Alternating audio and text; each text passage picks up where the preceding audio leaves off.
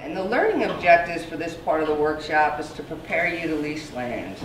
We will compare the features of different types of leases, identify the elements of a good lease, assess the impact of landlord motivations on your operation, identify what you require versus desire in a leasing situation, determine the types of leases and lease provisions that advance your personal and business goals.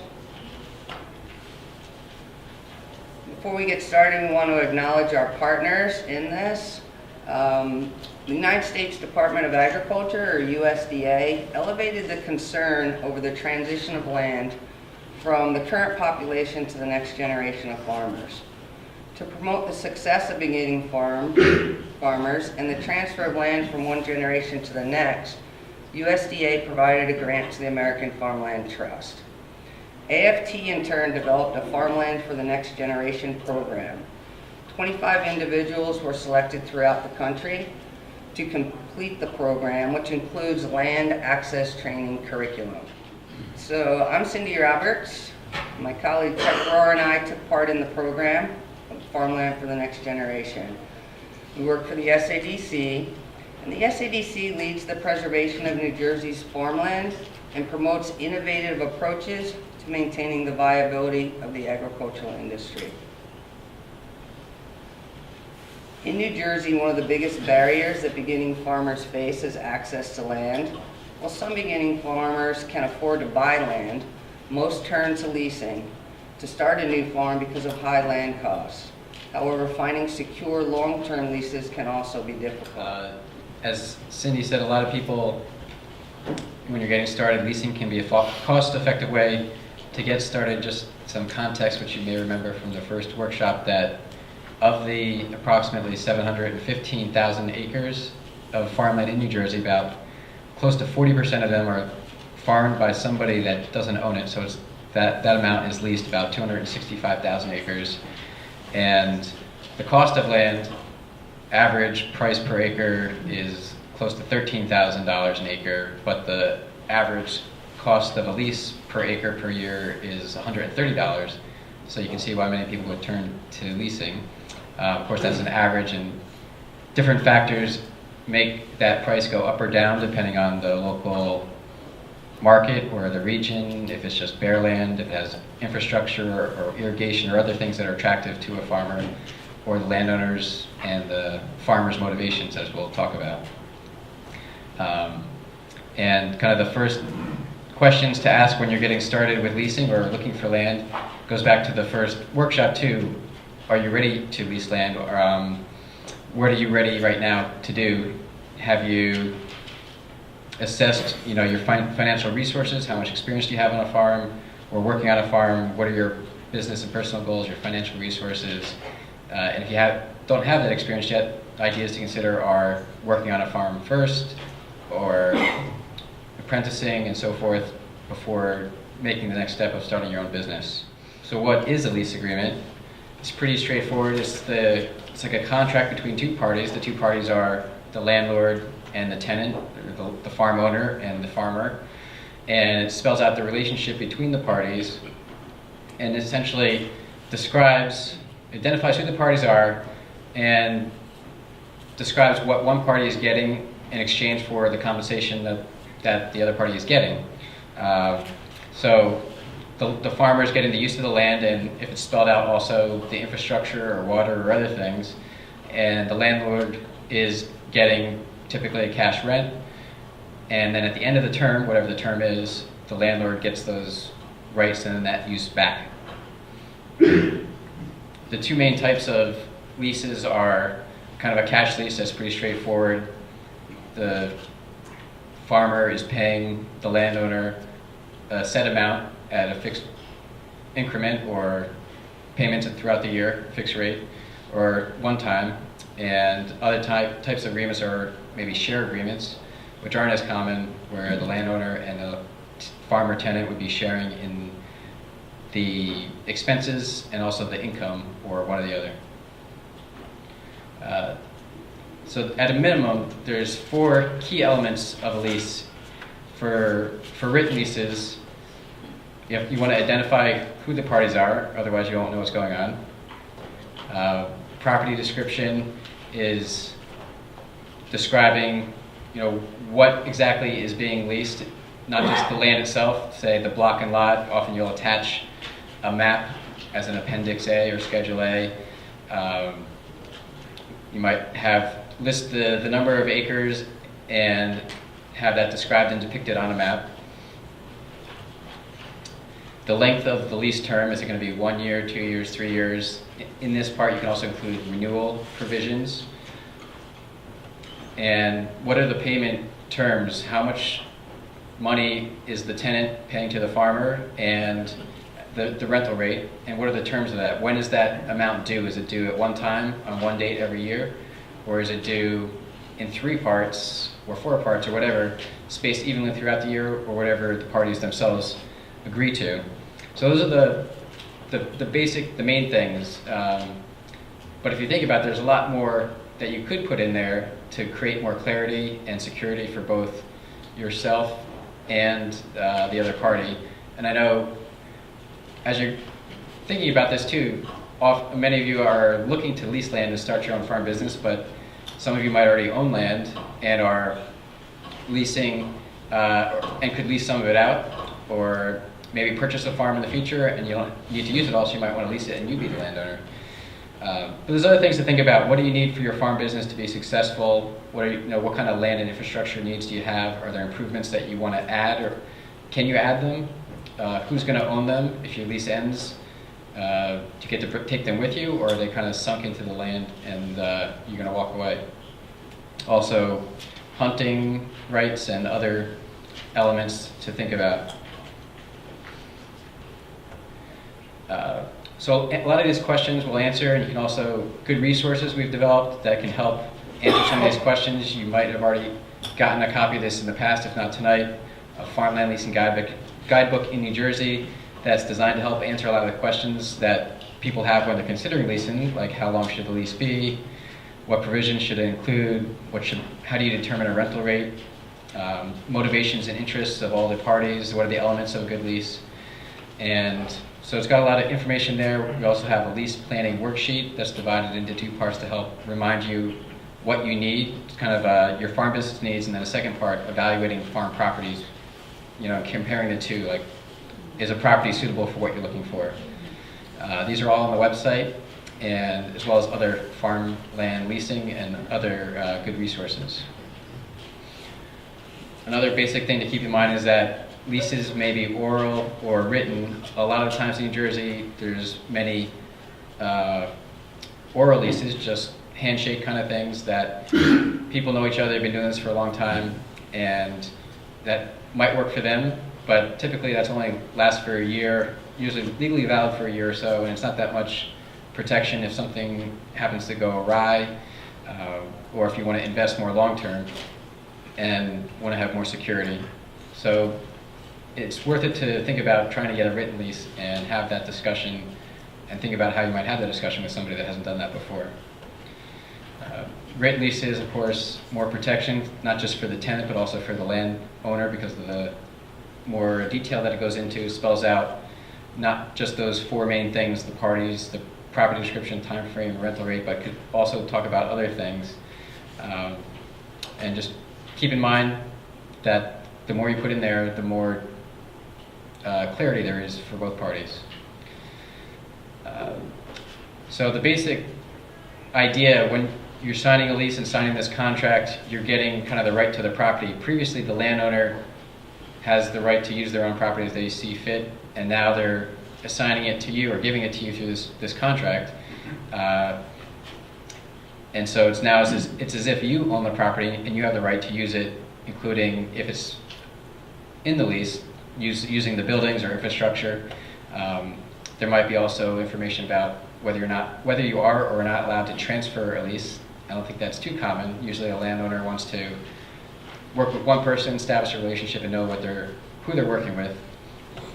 And the tenant could also gets the right to privacy as if they're owning land, but remember that the landowner also is still going to have the ability to access the property, so you might want to negotiate what that exactly means.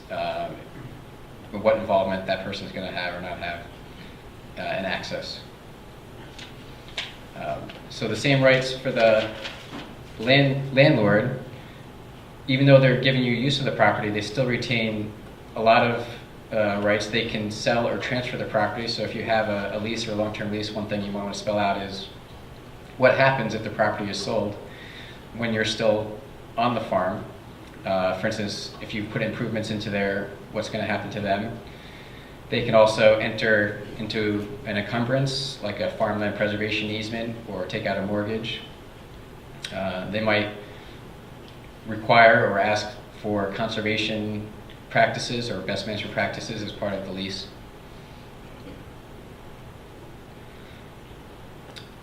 Another thing to remember is that,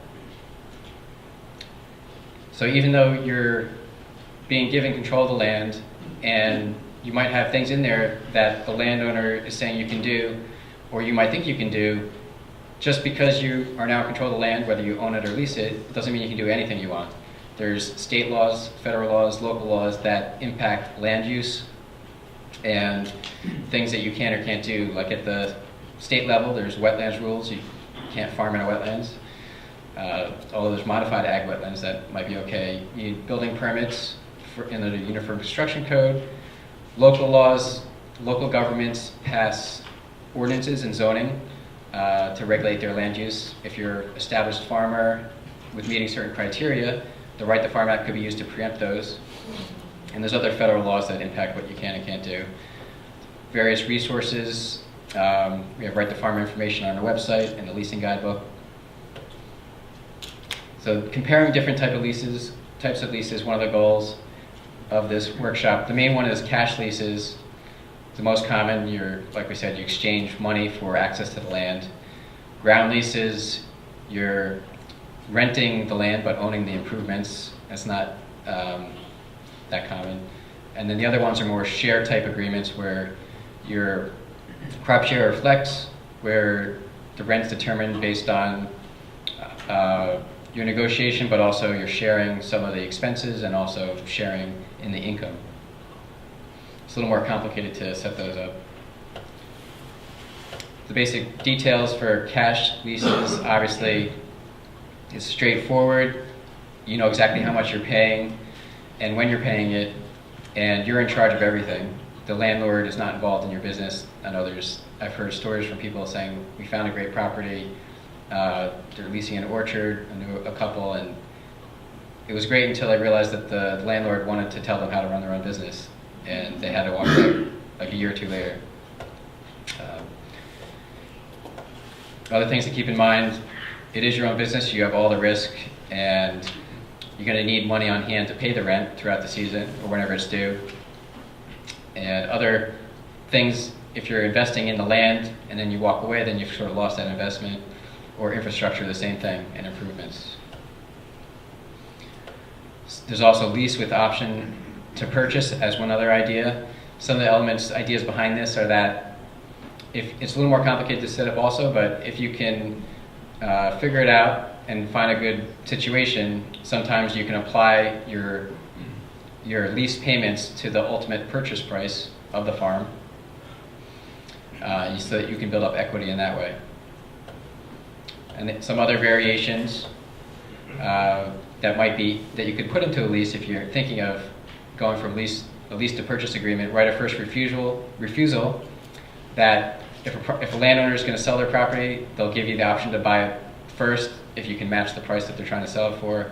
Installment sales is kind of defined by its own term, where you can purchase the farm in installments or segments over time.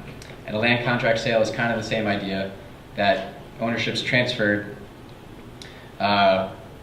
once you've made certain payments in accordance with this contract over time, so the landowner still holds the title until the payments are made.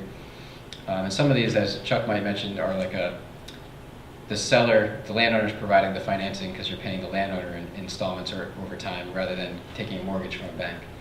And FSA has a program, the Farm Service Agency, where Gabby is from, who you heard from earlier, where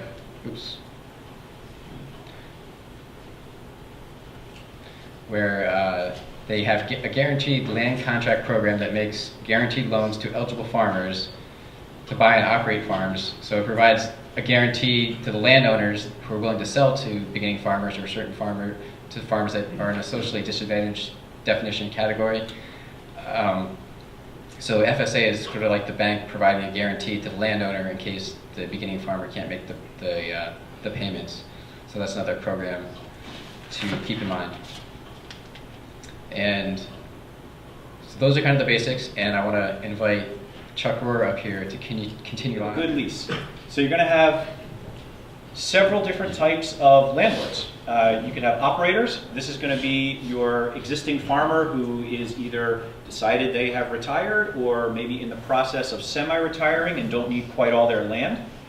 You're going to have non-operator farmers, which is going to be individuals or partnerships or businesses who might own land. Maybe it's an investment, maybe it's a future business plan that they have, maybe it's a trust where the folks own the property, but they are absentee landlords. The other option in New Jersey, there's quite a bit of institutions, corporate campuses that have farmable ground as part of their land holdings. You also have a lot of nonprofits and land trusts that hold land but are not in the business of farming, so they're going to need somebody to farm that for them.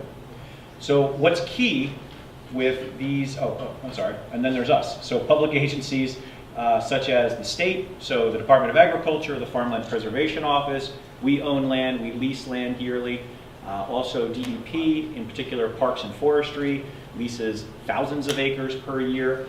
You will also have certain towns that own land, and again, they're not in the business of farming, so they need somebody to do that.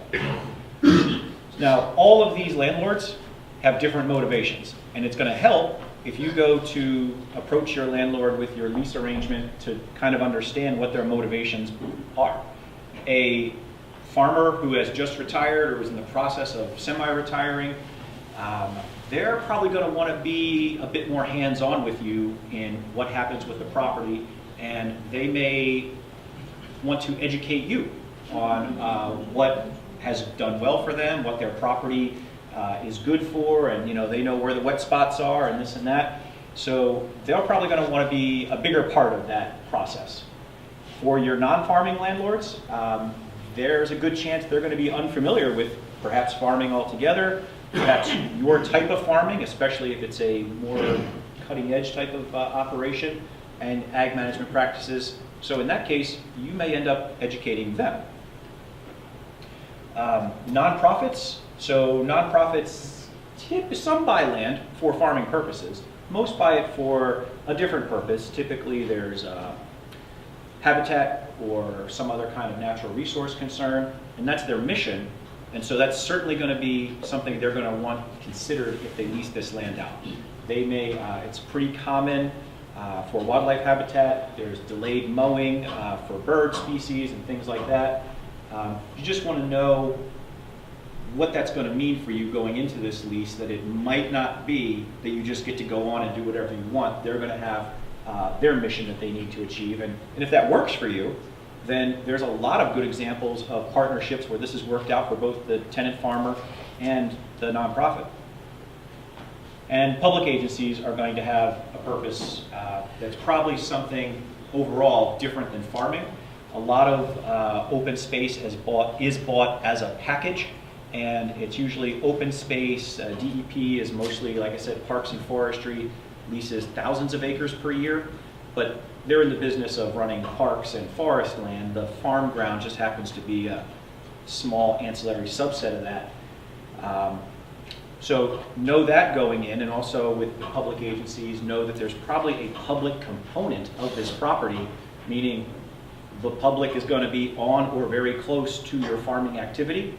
That may put limits on what you want to do or what you can do. We have an example of 6 Mile Run Reservoir in Somerset County, where there is no buffer between the parkland and the farmland. And the farmers have complained to us that people will start their walk in the park and then walk the dog right through the soybean field with no care of what they're doing or the damage they may be doing to the crops. And when the farmers confront the residents, they say, well, it's my public park. What are you going to do? So by the time the park ranger gets there to sort that out, everybody's gone, but the damage is done. So you just want to know what you're getting into when you're leasing that kind of property and what the motivations are of your different possible landlords. So what's covered in a good lease? Dave went over a lot of this, so I'll just briefly go over it, but obviously you have to identify who the parties are, what the property description, so what it is you're getting, the length of the lease, and also the termination and renewal provisions. So a good lease will have provisions in it that state if the lease is going to be terminated, there's a certain number of days that I have to notify you of that. So it's not just you wake up one day and get a call from your landlord that says, yeah, today's it. The payment agreement, now this is a touchy subject. If you do this with a handshake, there may be some confusion on when rent is due, how much is due and when, but if it's written out, then you get that taken care of. Conservation provisions, we're seeing these more and more often. We're actually putting them in our own leases now. So if the landlord wants to see certain parts of the property maintained in a certain way, maybe they want to see you not farm right up to the stream bank. Maybe they have pollinator habitat that they want protected. They have water on the property that they want to be, not have any pollutants go into anything. So you're seeing conservation provisions come in, and you want to know what they are and understand them, and they should be in line with the term of your lease. If your lease is short-term, those conservation provisions probably shouldn't be too drastic. If they're long-term, then you could expect to see more significant conservation requests. They're certainly going to cost you time. They may cost you some money to implement. So you want to make sure that what they're asking you to do is in good proportion to what you're getting out of it. Who's responsible for property maintenance? So if you have buildings or any kind of infrastructure, or there's equipment that's going to be used in this, who's going to be responsible for the upkeep? Clearly defined restrictions for the landlord.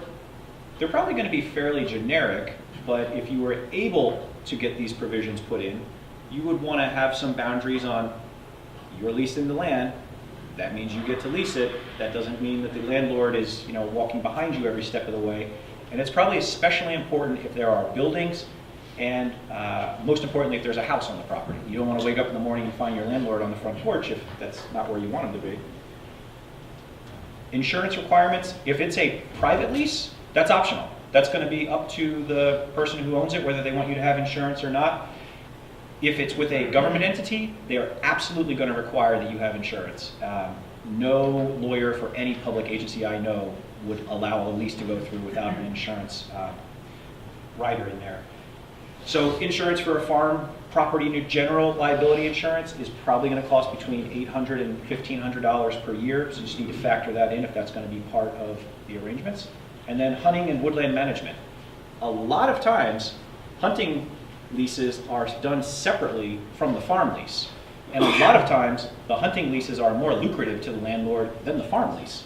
So if you expect to hunt the property, you want to make sure you get that put in there. Otherwise, it's probably there's probably a good reason to believe you're not going to be the person who's going to have hunting rights, because they're going to lease that out to somebody else for some more money.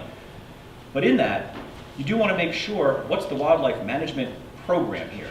Are we keeping up with this deer herd population or other wildlife? There's some other things more than deer, but deer's the big one in New Jersey.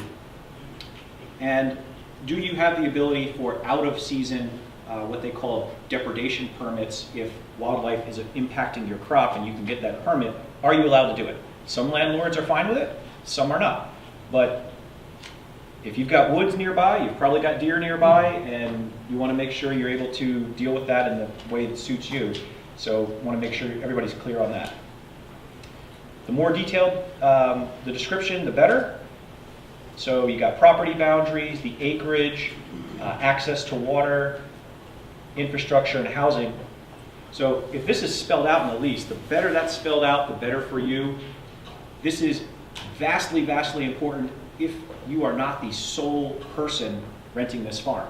So if you're able to rent 5 or 10 acres, but somebody else has another 5 or 10 acres, so you're sort of co-farming a piece of property, You definitely want to spell out who gets access to what. Otherwise, you may be competing with someone for use of the barn or use of the irrigation pond, and that could get ugly in the middle of a drought in the summer. So you just want to make sure that's clear up front. So the length of your lease, they're going to be short or long. Short term is less than 3 years. That's what we consider it. There's benefits to both. In a short-term lease, if you're new to farming or you're new to the area and you're not quite sure what type of ground you need, maybe you don't want to lock into a long-term lease. Maybe a year or two is a good way to get your feet wet, figure this out, figure if this is the right area to run your business in. Long-term leases, we consider them more than 3. They could be 10 to 20. I've heard the tale of a 30-year lease, but I've never actually seen it. If you can get a 10-year lease in New Jersey, that's actually pretty good. Now, if you know this is where you want to be and this is what you want to do, nothing beats a long-term lease because there's your security. And what that also allows you to do is you can invest more in your property or in the property. You'd be willing to invest in infrastructure like fencing or maybe a barn. Also, as far as the kind of crops you can grow, so you may not want to invest too heavily in some of these crops that require a longer term for the payback.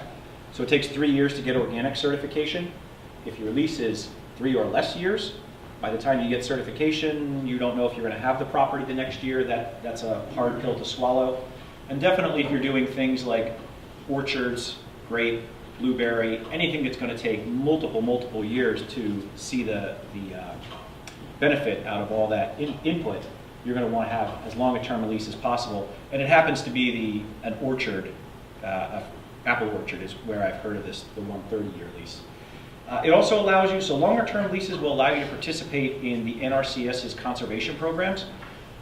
A lot of NRCS's conservation programs pay 50 to 90% of the conservation practice you want to install, but they require that you have control of the land for the life of the practice. And most of their life of practices are 7 to 8 years. So if you get a long-term lease, you may be able to do some really great conservation work that benefits you, benefits the farm, and get a big chunk of it paid for by the NRCS. But you need that long-term lease to make that happen. So rolling renewals. Rolling renewals are probably the most common. So it's a short-term lease, usually it's a year to year, but with an agreement that as long as certain criteria are met, the landlord's going to renew that lease. So as long as you're on good terms, you've done what the landlord thought you were going to do, and you're happy with them, January 1st they offer you the renewal, and you're back in business. I would suspect that that is probably where most new farmers are going to end up, because if you don't have the reputation yet, a landlord is going to be hesitant to get into a long-term lease because they don't know your reputation. So this is your opportunity to build it and build your name in the community. As far as that goes, I'll tell you a story about a farming family in South Jersey that farms 5,000 acres, and that doesn't just happen overnight. I've had people tell me that they would lease their land to this particular family at a discount because of their stellar reputation. And what they've told me is they treat the land like it's their own. They don't have to ask them to lime it. They don't have to ask them to do soil tests. They don't have to ask them to plant a cover crop, clean the ditches, clean the hedgerows.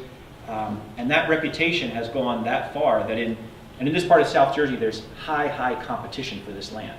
So it's not that the landlords are at a shortage of people who want to rent it, but they would rent it at a discount to this family because of their reputation. So I can't stress how important the reputation is in a small ag community like New Jersey.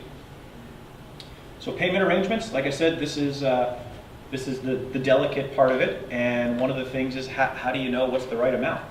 So there's cash. Some landlords are just going to want the highest amount possible, and whatever they can get, that's what they're going to want. But nobody is getting rich renting land in New Jersey. So you will find that a lot of folks have different motivations other than just cash money. We get a lot of folks who will trade their lease for getting farmland assessment and helping out and fill out the farmland assessment form. So that's the lower tax rate that farm owners can get. Some people are willing to make an even trade just for that. Other folks, I've heard, general property maintenance. So you've got a big piece of land, but you're not set up to take care of it. You can trade the work to keep the property upkeep taken care of. And then I've also heard it's pretty common. A lot of folks own land and they really love hunting, but they don't have time in their day job to keep the trails going, to keep the deer stands up. And so I've heard people trade a year's lease for just keeping the hunting area up to snuff. But how do you find out what's the right amount if you are offering a cash lease? So you can go to the National Ag Statistics Service, which is part of the USDA. That's online. They keep average county rental rates online, so that's an unbiased way to find out in your area what are they going for. You may find some rental rate calculators if you're lucky. The other thing is Rutgers Extension has an agent in just about every county. They have a pretty good handle on what farmers in their area are paying. And your best bet is if you know a local farmer, ask a local farmer. They'll be able to tell you what ground's going for. You, on the other hand, also need to know what can you afford to pay. Like I said, your reputation is everything. There is no point offering more money than you can pay, because if you are the person who doesn't pay up at the end of the year, it's a very small community, and you probably are ruining your chances of getting a lease anywhere in that area in the future. So I would say know what you can pay and figure out a way to pay that regardless of how your season goes, because it definitely will affect your future ability to rent land in the area. Conservation plans, as I was saying, these are becoming more common. And these are basically plans developed by the Natural Resource Conservation Service that explain how to protect the resources of the farm. You should try to have the landlord involved in the process of developing the plan. If there's nothing wrong with the farm, they probably aren't going to be all that interested, because it's just more hours that they have to look at something and more paperwork they may have to be involved in. But the first time there is a major conservation problem on the farm, they're going to be really interested then. So to at least offer them the opportunity up front kind of protects you because you've made the offer. And what you want to try to get, if a landlord is insisting on conservation provisions, that they be general in nature. They perhaps set certain goals and standards, but not require you to do a specific thing unless there's a specific problem that you can see that day that everybody agrees needs to get taken care of. Because they will cost you time and they may cost you money, so you don't want to sign up to do a specific project if it's essentially meaningless to you or to the benefit to the farm. So some other considerations. It's probably unlikely that a landlord would want you to sublet, but if it's important to you, you make sure it's in there. As far as crops and livestock, we actually, in the state of New Jersey, farmland preservation leases prohibit livestock. And that's just an insurance liability thing for us that our attorneys have said it's just too risky. I have seen some other state leases that don't allow for crops over 6 feet tall, in particularly near airports. So if you were planting something that needed to be trellised or orchards, that obviously would be a limitation for you. Who's responsible for the maintenance? Obviously, if there's infrastructure or buildings, as I mentioned, whoever's paying for this upkeep should be set up front. If there's going to be improvements, who's going to pay for them? What other operations are occurring on this farm or an adjacent property? So this is important if you are, like I said before, co-farming. Can you get along with whatever the other operator is doing? As far as adjacent properties, this doesn't necessarily have to be farming. We had a tough situation of a farm that was pretty chemical intensive, and a daycare popped up across the street from them, and that was a non-compatible neighborly situation. But it could also affect you. We've had situations where organic farms haven't been able to set up where they thought they wanted to because there was no buffer between them and the conventional farm next door, and they were not going to be able to get their certification. So it was important for them. They unfortunately didn't figure that out till after they signed the lease, but as you're in the beginning process, you want to look at these things. And then what happens if the farm is sold? So want to know what's going to happen to you, but you definitely want to know what's going to happen if you've put any long-term improvements into this property. So we know folks who, some put in deer fence on day one, but they need a 10-year lease. We have other folks who will put in significant irrigation systems on a long-term lease, but they all have clauses in there that say, if you sell the farm before my lease is over and I don't get to farm it with the next person, I get paid back a prorated share of whatever that improvement value was worth. So that way they're not stuck on a, let's just say, a $20,000 deer fence project in year 4, not getting the use of it. They will get paid back the prorated rate of that. So definitely want to consider what's going to happen if the farm gets sold. You just heard about leasing it. We're now going to discuss owning it. The learning objectives of this session are to prepare you to secure land by buying it. We will discuss the basic concepts of property ownership and property rights, the facts that affect affordability, including land prices and tax considerations, identify key lenders and lender requirements, recognize elements of a basic land contract and apply vocabulary used in contracts in real property, and identify the steps in closing a deal, including key legal and inspection issues for purchasing land. So we already know most of you have bought property before, and I'm sure you can remember when you did that there's a lot of anxiety associated with making this kind of decision. So hopefully what you learned tonight will give you some ideas to reduce that anxiety. When purchasing land, you're usually buying the fee simple interest, which is the highest possible ownership interest. It's important for you to understand the rights of property ownership, which are often referred to as a bundle of rights. You can exercise these rights however you want with the limits of federal, state, and local laws. These rights include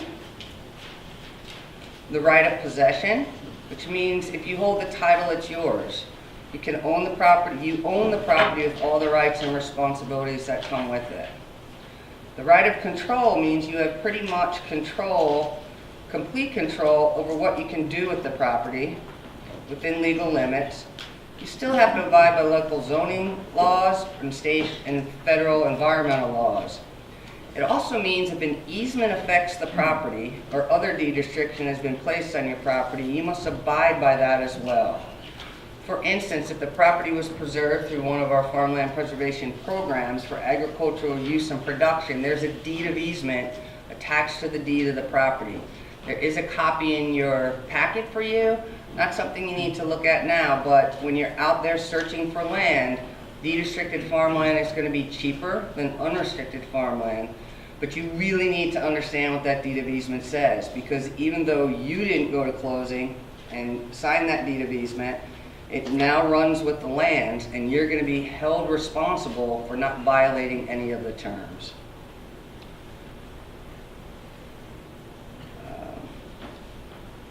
Also, the right of exclusion. So if it means you decide that you can stop pretty much anyone you want from entering your property, except the police. But various kinds of easements limit this right. For instance, most properties have a utility easement on the property. That easement might have been signed 50, 60, 70 years ago, but it gives the utility company the right to come onto your property and maintain their infrastructure that's there.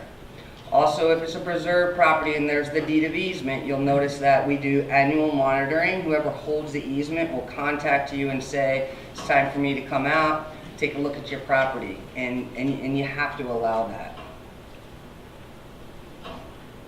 You also have the right of disposition, which means as long as you hold the property, you hold the title, you can sell, rent, or transfer ownership or use the property however you want.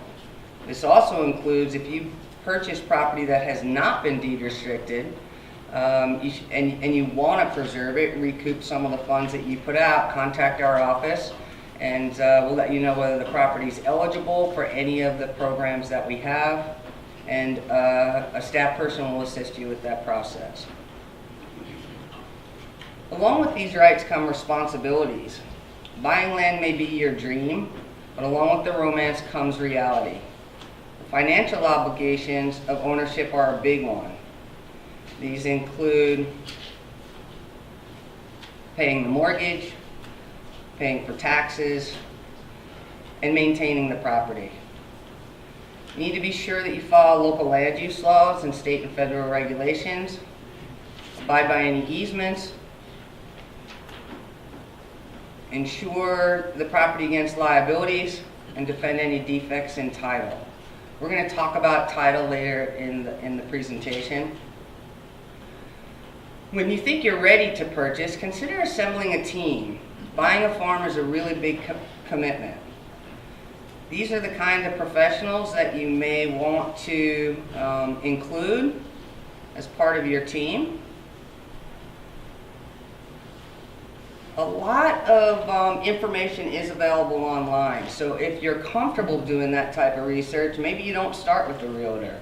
Maybe you take a look at the information that's available to you, and you can help narrow down where you're looking for property. You may want to get an appraisal for negotiations, but that's adding another cost. A good place to start is with the tax assessment of the property.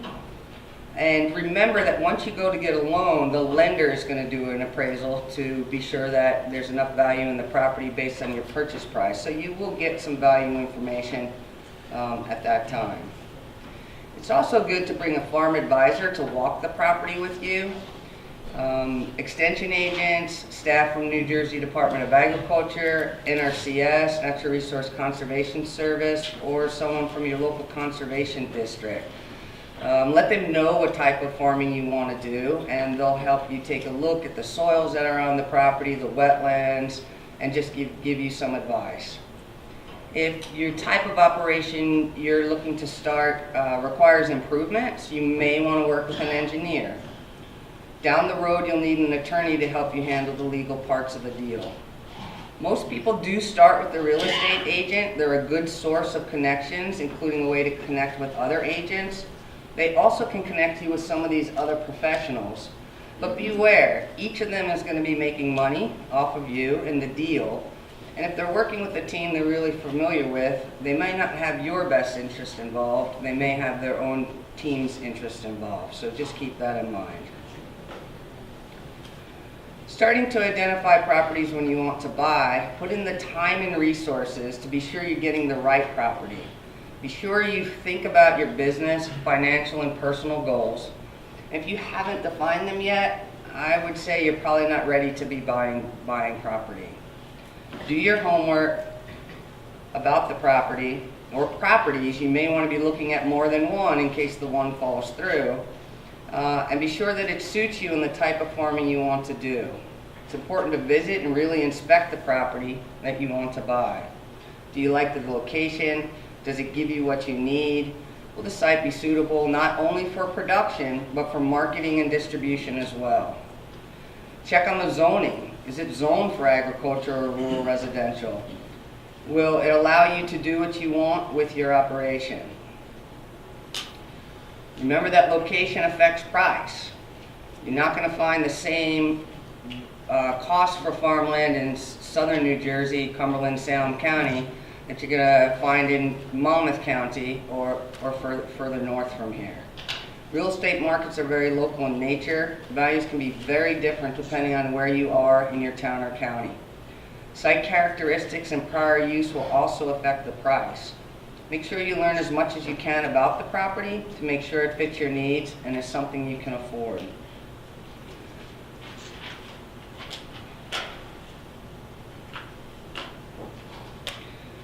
So you need to think more about just the down payment on the property and the purchase price. You need to find out what the costs are that support the property once you buy it. Do some research to understand the taxes, utility bills, upkeep, maintenance, and insurance. It's really important not to overstretch when you're purchasing land, so there's sufficient cash resources for the down payment, to carry the cost of owning land, and to have resources to start a new business. You need to be realistic that you're going to have a lot of money going out when you start a new business and very little coming in, at least for the first year or until your farm is operational and you get a full year of product. Working with a qualified accountant to estimate how a land purchase will change your taxes will help you have a better idea of what you can afford. Land protected by an agricultural easement tends to be cheaper and most likely has remained in continuous agricultural use. Make sure you're looking at properties that meet your goals. Oops. Find out about agriculture and business conditions and if the property is near transportation, business, and cultural amenities. What kind of agriculture is being practiced there? For all of you that raised your hand are interested in organic farms, it's going to take you 3 years if you're buying a property that already isn't an organic farm before you can get certified as an organic farm. Is there access to population and markets? Does the township county support agriculture? And are land values reasonable where you can afford them? Don't forget about your personal goals as well. Do you want to be near your family and friends, near a city or big town, or in a remote location, or near amenities like a university or a hospital? There are various ways to research real estate prices. The main ways include local real estate listing websites, especially those with an agricultural focus, local land assessor's office, farm and rural appraisers, and government agencies. You may want to check with the Natural Agricultural Statistics Service, Farm Service Agency, USDA, Rural Development, often have listings of foreclosed properties. NAS, the Central of Agriculture, Census of Agriculture, provides county and land averages on land values. So there's a lot of work that you can do yourself from the comfort of your home to prepare. Some of these sources can help you figure out carrying costs as well. For example, a tax assessor can help you find out the assessed value of the property and look up property taxes. If you want to find this information yourself, there's also a blueprint called Conservation Blueprint, which is a shared living blueprint of lands to be protected in the next few decades. So if you Google Conservation Blueprint, you can find out what the soils are, the wetlands, you can go to the parcel data and find out all the tax information we're talking about. You can also ask the seller for information on utility bills and maintenance, and contact an insurance company to find out what insurance would be. With this information in hand, you can figure out if you can afford the property. The SADC website also has a listing of deed-restricted properties through the SADC program that have sold. I put a couple samples out on the table where you register, so if you want to grab them when you leave, that'll give you a sense of what you're going to find. It's going to list the county, township, the seller and the buyer, the number of acres. It'll let you know if there's improvements on the property and what the SADC certified the value for. Just be very careful when you use this type of information and don't go too far back into history. If you're going to look at and try to get a sense of values, you want to look at farms that have sold over the last couple of years. The National Young Farmers Coalition has developed a calculator tool that's really pretty neat. It helps you estimate the cost of securing land. You can use the calculator to compare financial options on a single property or between two properties. Most of the banks also have mortgage calculators you can use. The calculator is a website designed to help farmers make informed financial decisions when buying land. This tool allows you to choose between financing options to build land access scenarios, compare the cost of different financing scenarios and different properties, determine whether you can afford the properties you are considering, and prepare yourself to meet a loan officer. So this is an example of the affordability calculator. Right under my farm, I plugged in the purchase price, the number of acres. I put in a 10% down payment that you would need to finance the remaining $210,000. I did a 30-year payment. And then I plugged in below that annual taxes, insurance, closing costs, and capital investments. And you see below that, it'll tell you what the full price you're going to pay over 30 years. And then it lists all the information above, and right here gives you the monthly breakdown of what it would cost to purchase that property. And where it came up with the 1,482 is it took the monthly payment for principal and interest, and then it took a month payment. This is actually an annual payment, 5,000 for property taxes and insurance, 6,000 total, divide by 12 months. It's $500 for those costs, and you add the 500 to the 982, and you come up with your monthly price. So you also need to consider the tax implications before you buy property to see how it will affect your tax exposure. This not only affects your taxes, but also affordability and your cash flow down the line. It's important to work with a qualified accountant who can help you figure out how it will change your tax picture and available cash. It's important to consider depreciation.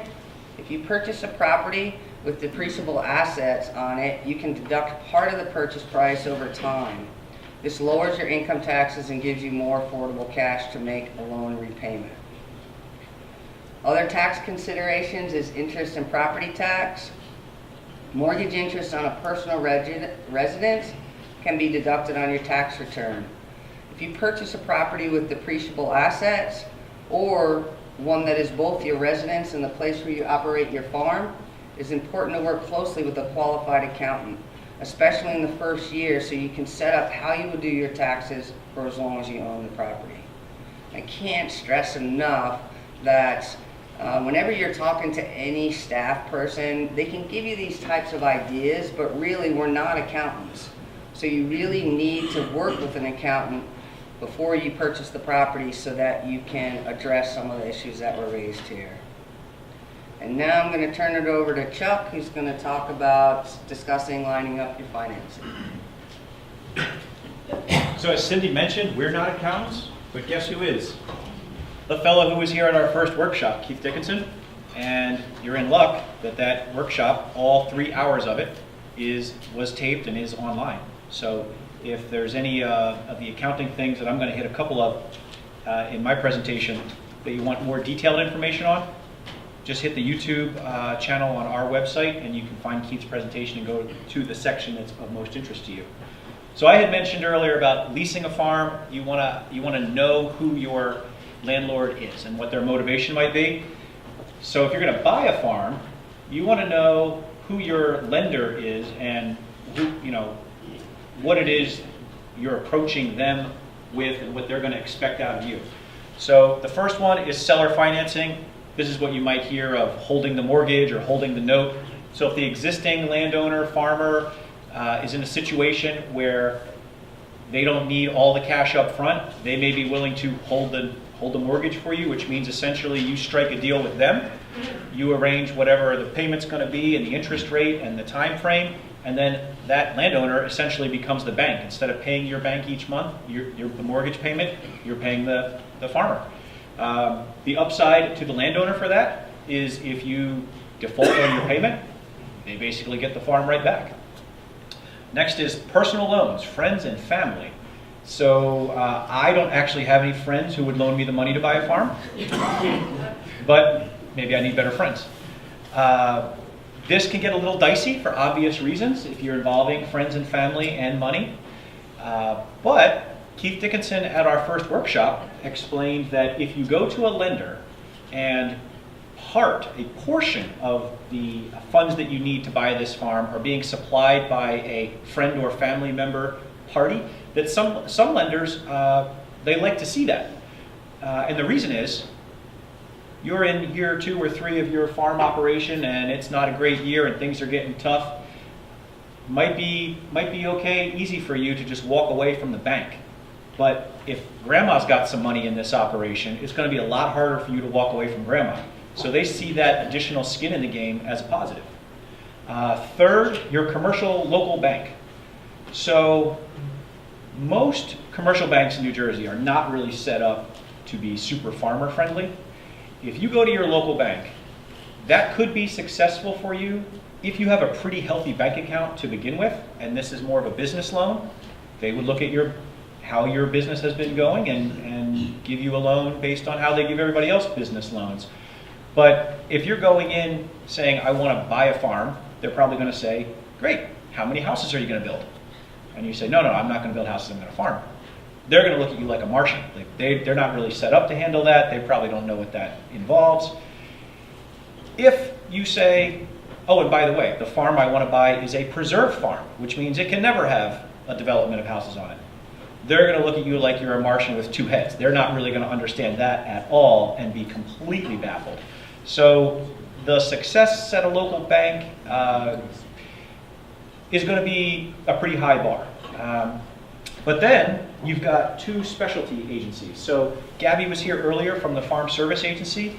That's a group that is run out of the USDA, and they have specific programs for, well, all their programs are for farmers, but they have specific programs for new and beginning farmers.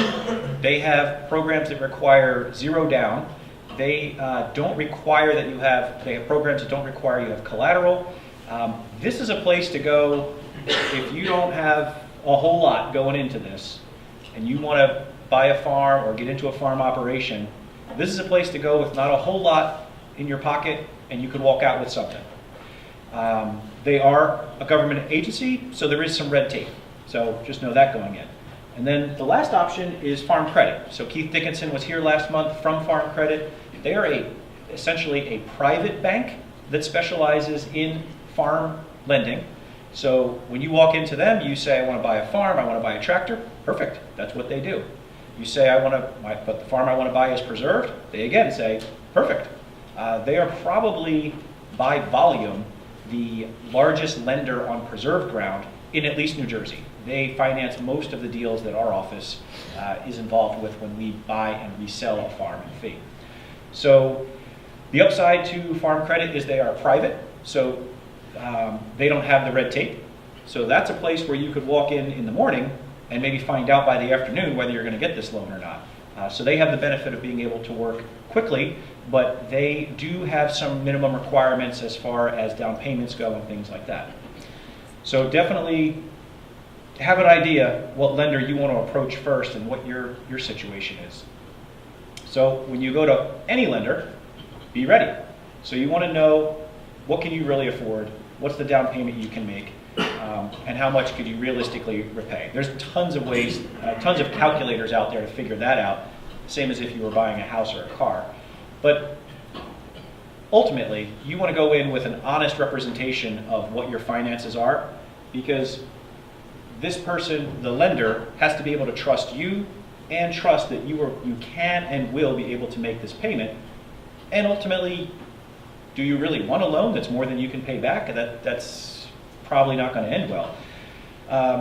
Have all your financial documents in order. So have them in order. Do not walk in with them in a shoebox, and do not walk in with anything that has a magic marker on it. I've seen that happen, and it does not set a high level of confidence in the person who's on the other side of the table. So be prepared to describe your position. Like I said, you want to be honest, but they need to feel that you're ready, willing, able to do this, and you're going to make this loan happen. So the 5 C's of credit. My favorite is the first one, character. To me, that seems like that's the one that you can control the most. You're walking in, you want to put your best foot forward. This person's going to meet you for the first time. They want to, like I said, be able to trust that you are the type of person that really means business here and is going to be a good loan candidate for them. Capacity is the amount of income your business is going to generate to pay back this loan.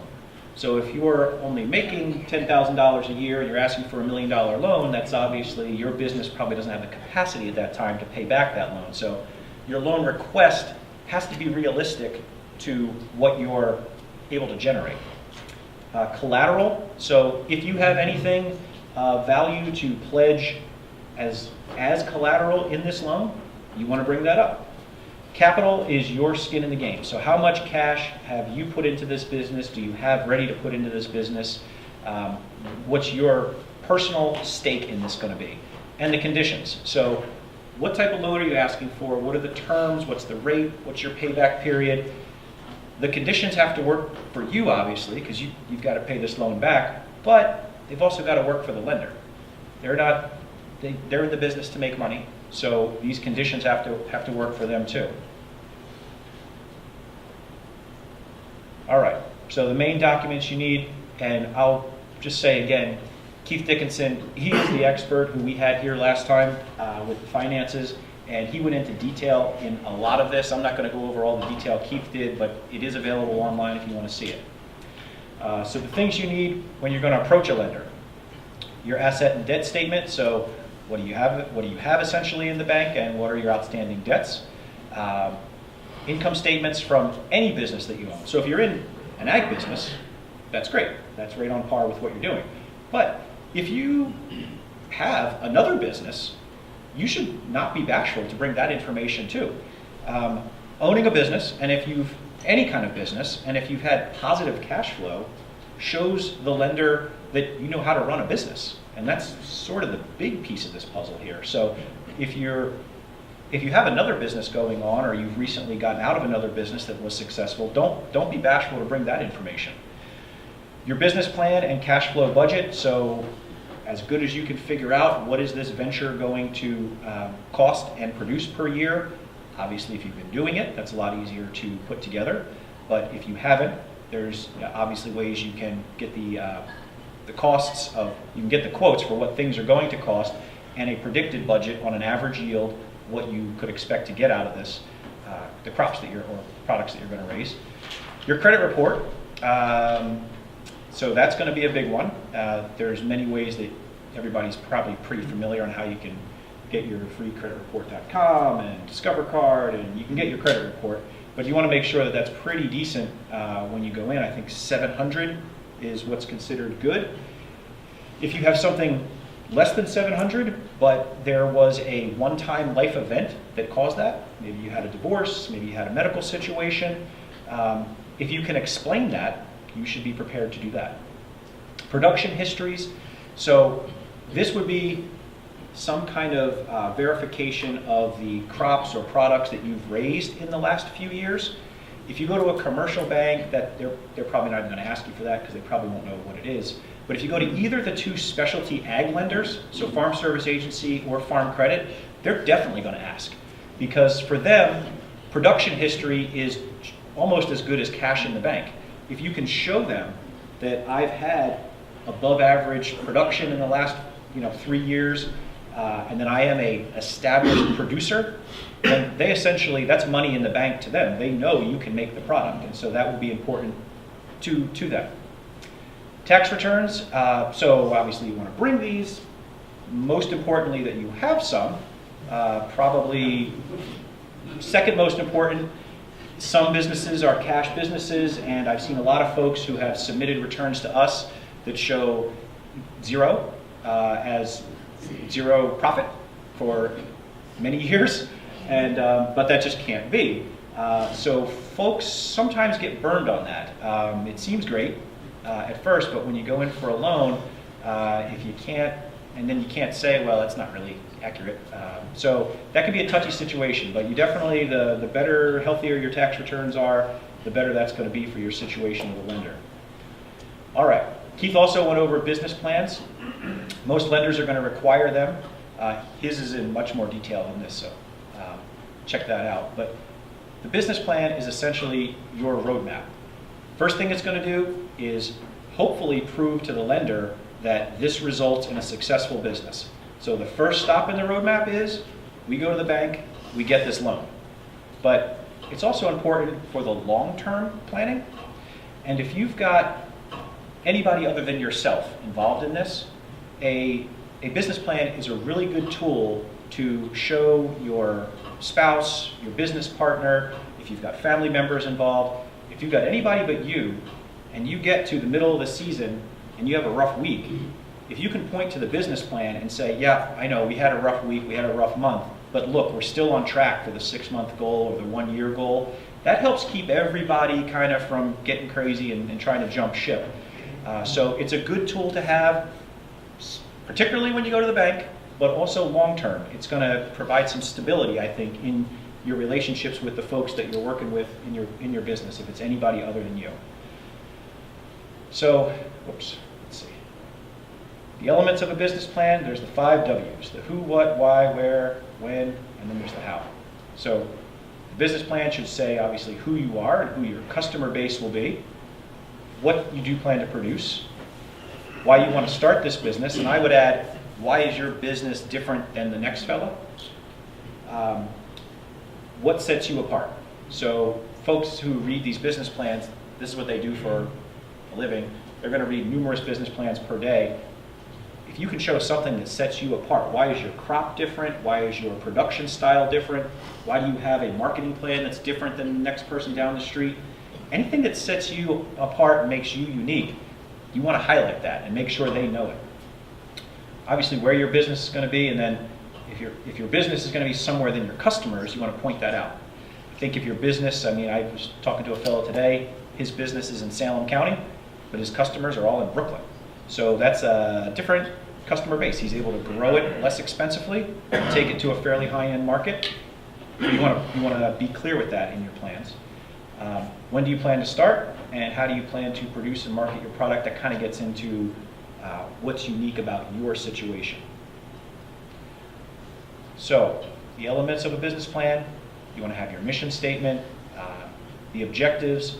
I'd like to see them in 1, 3, and 5-year increments so they know what do you plan to do right off the bat, and then where do you plan to be 5 years down the road. And then what we like to see in all of them, we call these the SMART goals. So there they are: specific, measurable, attainable, rewarding, and timed. And then what is your time frame to achieve these goals? So if you cover the 5 W's and you cover these, you've got the makings of a decent business plan. You want your plan to be detailed enough that it answers the questions, shows what sets you apart, but this is not a PhD thesis document. So like I said, these folks are going to read numerous ones of these per day. It doesn't need to be volumes thick. You need to hit the highlights and be concise and clear and pretty to the point. You could consider it something like a job interview, and they're going over your resume, and then you get the 5 minutes for the interview. That's how you should try to attack that animal. And I forgot the cash flow budget. So I love that. So they're gonna certainly want to know the cash flow budget. If you've been in this business in previous years, you're going to be able to put the budget together of what are my expenses anticipated at, and what did I make on these crops last year, and that's going to give you a fair budget. If you're brand new, you can certainly get all the expenses most likely quoted to you, and you can get a real good handle on what your expenses are going to be. And then your cash in, you're going to have to do some math on what is the acreage and yield of the crops or products that I'm trying to grow, and then what do they typically sell for. So I wouldn't be flashy in my budget and be overzealous in what I think I'm going to sell my crop for. I think I would use probably average year yields, and I would use, depending on what I'm growing, an average sale cost for those items. If you put in flashy numbers that are way too high, maybe you legitimately think you're going to a very high-end market and you're going to get 4 times the average cost. That may very well happen, and hopefully it does. But a person who's reading this business plan they're going to accept, they're probably going to plug in their own number, which is generally an average. So unless you have some hardcore facts that can support your higher number, you probably want to go with a conservative number to be safe.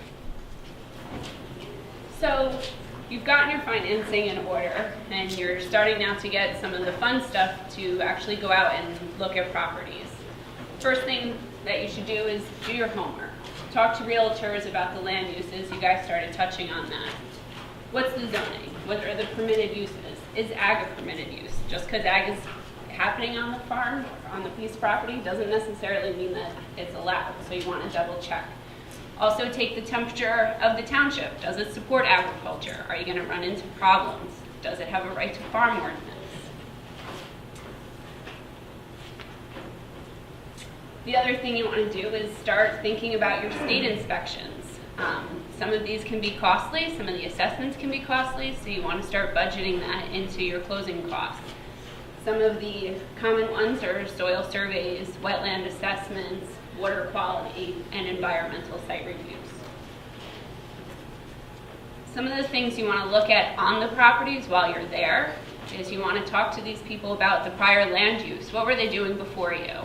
Does it coincide with what you plan on doing on this piece of property in the future?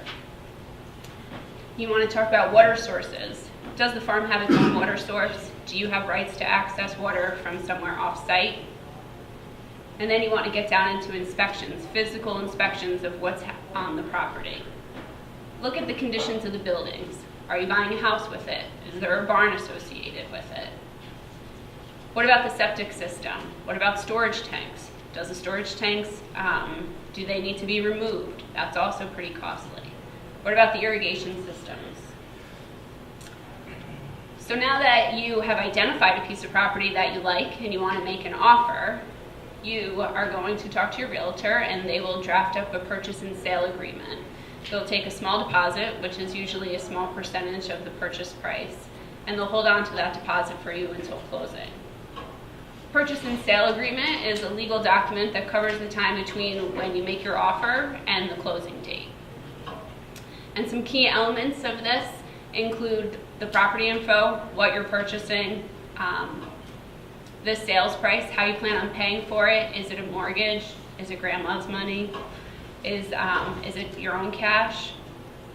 A termination period or provision. What happens if one of you can't hold up your end of the bargain? Who pays for what? How does the deal fall through? After you go through, once you sign your purchase agreement, it becomes a fully executed contract, and then you go into something called attorney review. And during attorney review, both sides are going to kind of finalize all the little details. Is the tractor involved in the purchase? Is somebody helping you pay with the closing costs? And after attorney review is complete, you're going to have a title search ordered on the property. If you're using an attorney, they usually take care of this for you. So what is title? That's kind of like when you're buying a house, they say, oh, you got to get the title done, and a lot of people don't necessarily get the understanding behind it. So title is a legal way of saying that you own something, and in real estate, these are done through deeds. And the deeds are the legal documents that transfer title from one person to another. They basically tell the story of how the land has been gone through generation to generation. And the thing that you're looking for most specifically when you're buying a piece of property is to get clear title. And clear title means that you own something free and clear from what the predecessor owners did to the property, whether it was through mortgages or anything like that. It's important that you look over these things pretty closely because whatever you're buying, you're inheriting basically from somebody else. So let's talk about what the title search is going to tell you. This is basically a storybook of what your piece of property is offering you. Title search is going to provide details of the history of it, such as owners and what those previous owners have done to the property. So Cindy had briefly talked about easements and restrictions, utility easements. So when the house was built, somebody signed a utility easement so that they could have electricity to it. When a road was widened, somebody signed a right-of-way so that they could have the road widened for township purposes. And you're going to want to pay close attention to what these documents say because some of these could restrict what you plan on doing. If you're going to get a mortgage, your lender is going to require that you get title insurance almost 99% of the time. And what title insurance does is it's a type of insurance that protects you against what the guy before you did. So usually the insurance that you get now protects you from your own mistakes, like your car insurance or your home insurance, but title insurance protects you from what the guy who sold it to you did. So if there's any sort of mistakes that get missed, maybe an open mortgage or unpaid taxes or something like that, and it comes out later, you have insurance that protects you against that. And also, most banks are going to require that you get a survey done. And in farmland purchases, I always recommend that you get a survey. So one of the things that you'll hear is what's encumbering the land. So what are encumbrances? An encumbrance is a limitation or a claim against real estate. And some common examples of these include mortgages or other liens, easements, which are rights given to others to use your land or access it, and restrictions, which could limit practices or other types of buildings that you plan on using or building. So farmland, in my experience, offers some unique situations that residential real estate purchases don't necessarily give you. And one of those for these instances are estate issues. So it's really common for farmers to pass down farmland from generation to generation through their kids. And a lot of the times these just happen through a will and nobody actually officially settles an estate. So if you come in and try to buy a piece of property that is, been farmed by the same family for 7 generations and now you're the stranger trying to purchase it, there's sometimes a lot of family issues that haven't been tied up yet. The other thing I see very often is old easements. So we'll see easements that are over 100 years old in this property that says that the neighbor, whoever that may be, has rights to access the spring or rights to use the farm lane to go to the timber lot in the back. So it's really hard to find where these things are and locate them, and also to figure out who actually has the rights to use these things. So it's important that you use an attorney and a title agent to help you kind of clarify where these things are.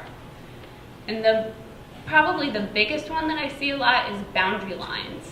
So you'll be surprised how many times these farms can get passed to another person and they use these really old descriptions that will reference a pile of stones or a tree or a hedgerow, and those things don't exist anymore. So trying to figure out where those markers are and what your exact property lines are can be really difficult. And the other thing that I see a lot is encroachments. So you have a 100-acre parcel that you just purchased, and the guy in the back doesn't necessarily know where his boundaries are, and he's built a barn, and now half of it's on your piece of property. Or his driveway goes over into your piece of property, and you're both now using it. So surveys will show all of these things, and then you guys can kind of hash out what you want to do with those. And lastly, talking about preservation easements. So preservation easements on properties offer 2 things. The first positive one is that it makes things affordable for you. It protects the land. It makes it open for agriculture. And it's very attractive to new and beginning farmers because it's a lot of the times right in their price point. However, one of the things that it does also do is it restricts the land. So it might conflict with some of the things that you want to do. Maybe you can't build buildings where you want to. Maybe there's some practices that you planned on doing that this particular preserved farm doesn't support. So it's important that you really look over these documents and make sure that it goes with the farming practices that you plan on doing and what your business plan is and the activities that you'd like to have on the farm. And your attorney can really help you out with those things as well.